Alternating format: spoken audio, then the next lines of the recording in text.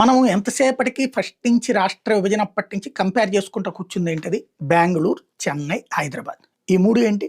State capital based economy. అంటే రాజధాని ఆధారితమైనటువంటి అభివృద్ధి. ఆ రాజధాని మీద వచ్చే సంపదతో రాష్ట్రం బాగుపడుతుంది. అక్కడున్న పల్లె ప్రాంతాల వాళ్ళందరూ ఆ రాజధానిలోనే వచ్చి బతుకుతుంటారు. మహారాష్ట్రలోనైనా అంతే, ముంబై మీదనే పడి బ్రతుకుతుంటారు. పరిశ్రమలు గాని, వ్యాపారాలు గాని అక్కడి నుంచినే ప్రధానమైనటువంటి నడుస్తుంటాయి. మిగతాదంతా ఒక డల్ సిచ్యుయేషన్ అవుతుంది. ఆంధ్ర అట్లాగా కుదరదు.